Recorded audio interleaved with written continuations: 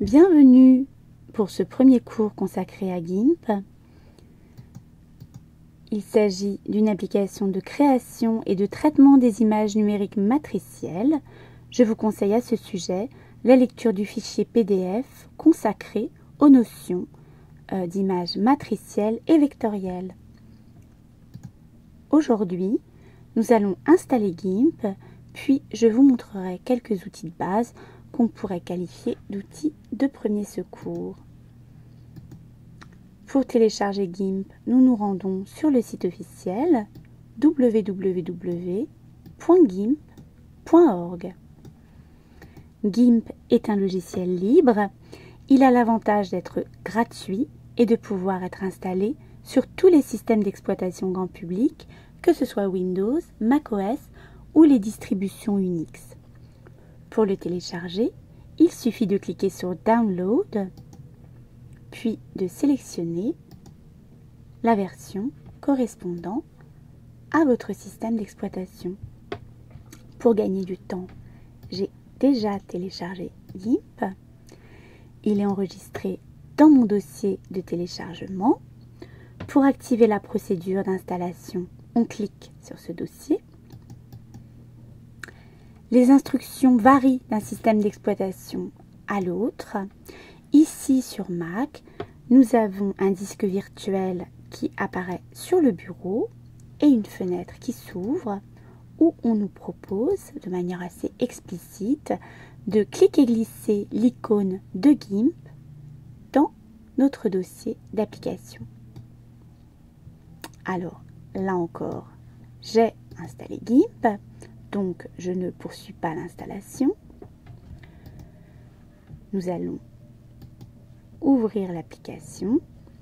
On remarque, c'est encore une spécificité du Mac, qu'elle s'ouvre avec X11, qui permet à des applications développées pour Unix de fonctionner sous macOS. Nous allons créer une image, fichier, nouvelle image. On règle la largeur et la hauteur de l'image. En pixels, on pourrait choisir une autre unité.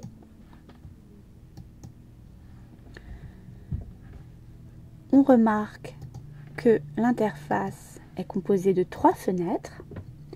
Dans la première, nous avons les principaux outils et leurs spécifications dans la zone du bas que l'on peut paramétrer en fonction de ses besoins. Je vous recommande d'explorer ces outils puisque GIMP en indique l'utilité. Dans la fenêtre centrale, nous avons la zone de travail de l'image et les menus déroulants. Enfin, dans la fenêtre de droite, nous avons des outils complémentaires que nous verrons plus en détail une prochaine fois. Nous allons faire quelques essais avec les outils de base, par exemple une sélection rectangulaire. Une autre petite chose qu'il faut noter sur Mac, c'est qu'il faut penser à cliquer 2 fois pour activer les outils. C'est assez déroutant au début et puis on s'habitue. J'effectue ma sélection rectangulaire et je vais lui appliquer une couleur. On remarque 2 blocs de sélection de couleurs, une pour la couleur du premier plan et l'autre pour l'arrière-plan.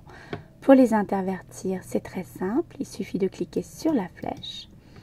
Et pour ouvrir le sélecteur de couleurs, de cliquer sur la couleur qu'on souhaite modifier. Le sélecteur permet de régler la saturation et la luminosité de la teinte choisie.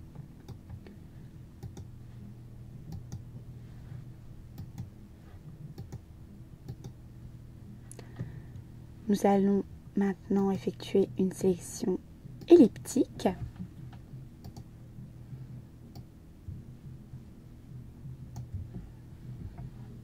Et là encore, nous allons lui attribuer une couleur.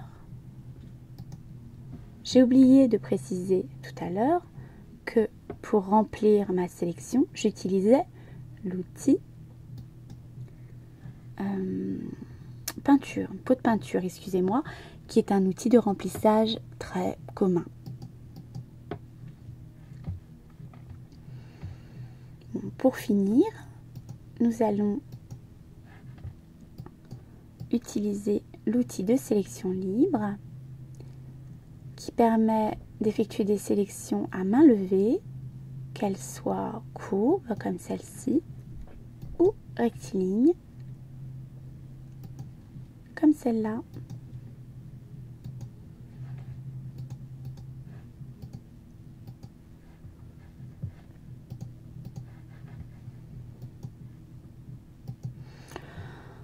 Voilà, nous avons fait le tour des outils de base.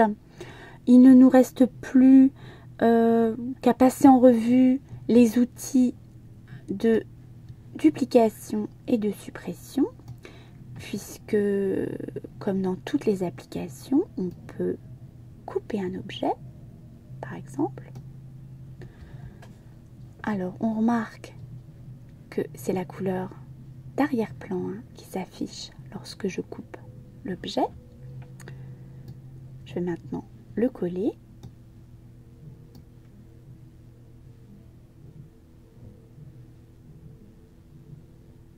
Je pourrais également le copier, édition, copier.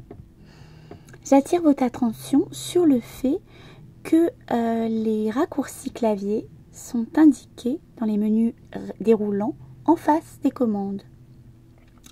Lorsqu'on utilise souvent une commande, il est intéressant de connaître son raccourci clavier. Là encore, pour ceux qui sont sur Mac, une petite difficulté, puisque GIMP utilise les raccourcis clavier du PC. Par exemple, pour copier, on ne doit pas faire Pomme-C, comme c'est l'usage sur Mac, mais CTRL-C. Et pour coller, CTRL-V.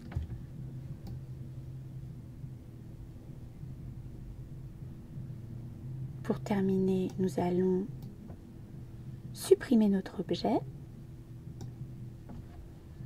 puis enregistrer notre fichier.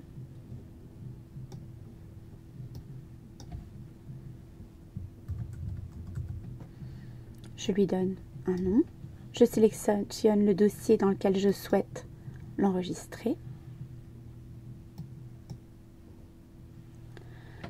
On note que par défaut, l'image s'enregistre au format XCF, qui est le format natif de GIMP.